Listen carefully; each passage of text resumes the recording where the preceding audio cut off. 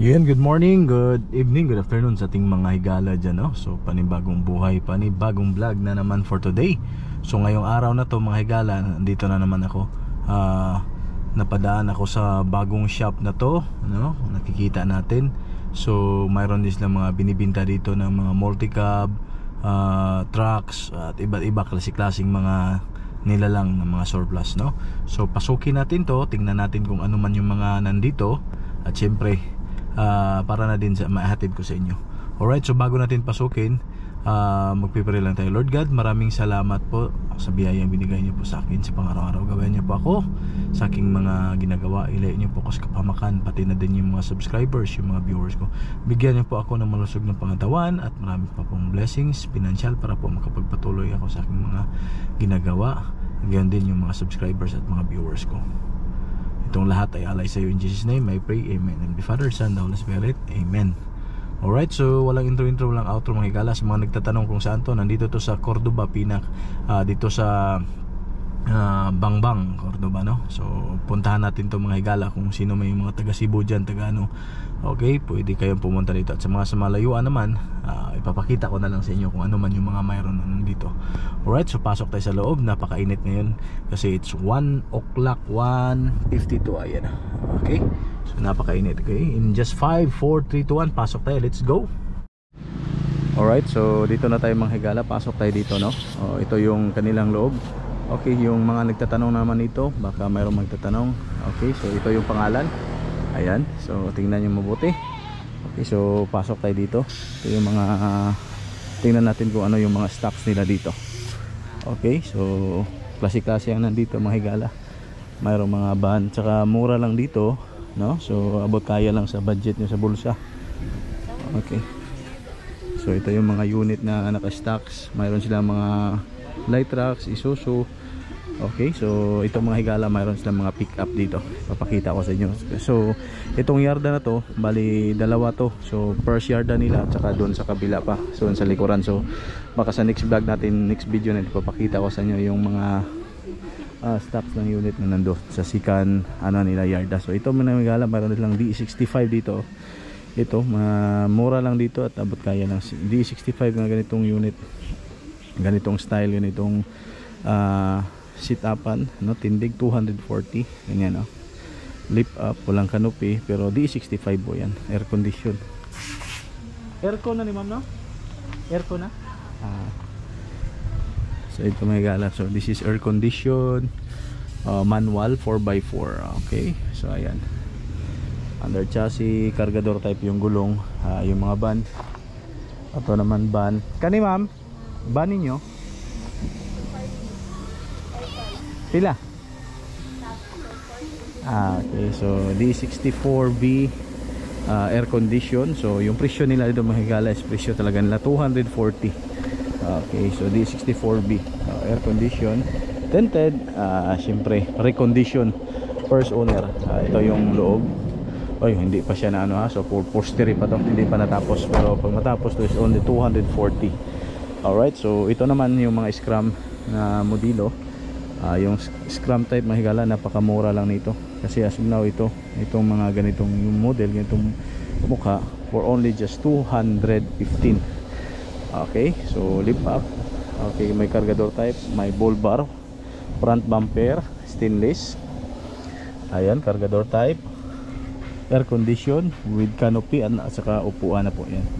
Sure, ano po, ano, napakamura lang nito. Mayroon pa din step board sa likuran. Ayan, Scrum model 5 speed 4x4, 4x2 or 4x4. Ito naman same price lang sa kanila. This is D852. Tingnan muna natin yung loob ng Scrum. Ito, this is 4x4. Ayan, manual. Okay, so bagong upholstery. Ito yung kanilang upholstery mga higala. Alright, so tingnan nyo mabuti. Ito naman D52.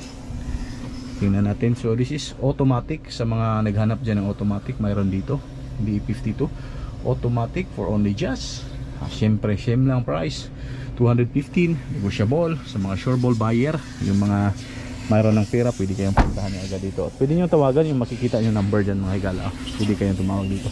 Mayroon naman mga trucks dito, mayroon lang dito iba't ibang klaseng trucks. So medyo mura lang dito yung mga trucks. Mayroon pang Pison, bako, no? Ito mayroong 4HL dito na 14 feet 4HL, 14 feet ito. Okay, so recondition, napakamura lang mga higala, for only just kung magkano to, no? So 580 4HL, 14 feet recondition, first owner. 4HL1, key wide body. Tingnan no? So this is 14 feet, napakamura lang naman. Okay, so gas and go, recondition, 580 lang.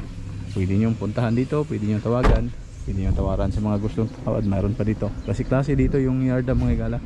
Ito yung mga bagong yarda na discovery natin. Okay, ito yung mga stocks dito.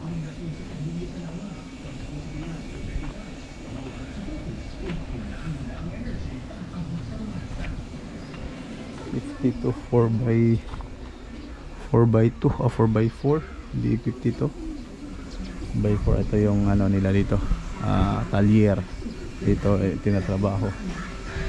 Okay, so dami pang stocks. Low rope na 64B. Ito yung tinatrabaho nila mga gala. Okay po, doon pa ang dami pang setup po. Assembly section, electrical section, ano. So ayan, ang ganda din dito. Yan, di ba? So klase lang nandito. So sa kabila naman, doon sa likuran nila, mayroon daw silang shop doon, mayroon pa dong mga stock. So puntahan natin mamaya, no? Lakarin natin. Kaso medyo malayo-layo. So sa next vlog ko na lang ipapakita sa inyo mga higala. So check nyo na lang dito kung ano yung mga makikita nyo dito, no? Mang marites muna kayo dito. Ito, ganda nito. 4HL na 14 feet. Mura na, napakamura na nito mga, for only just 580 for recondition. Murang-mura na yan. Diba? 5 holes. Yung under chassis nito, tingnan nyo.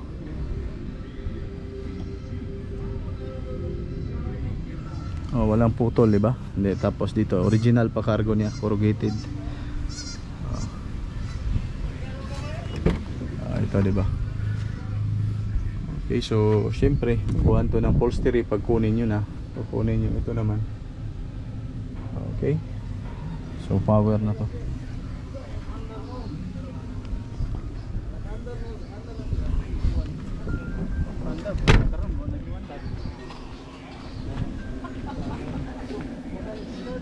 Double cab na scrum, mini dam na scrum.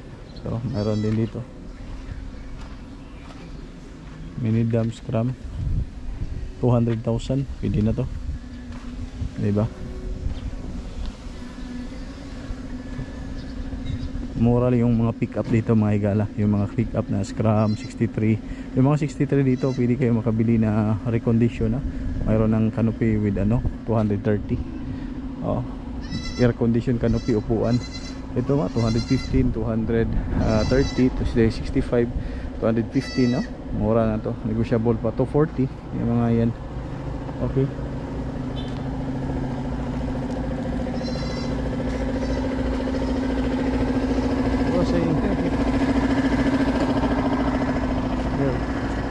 ito mata niya.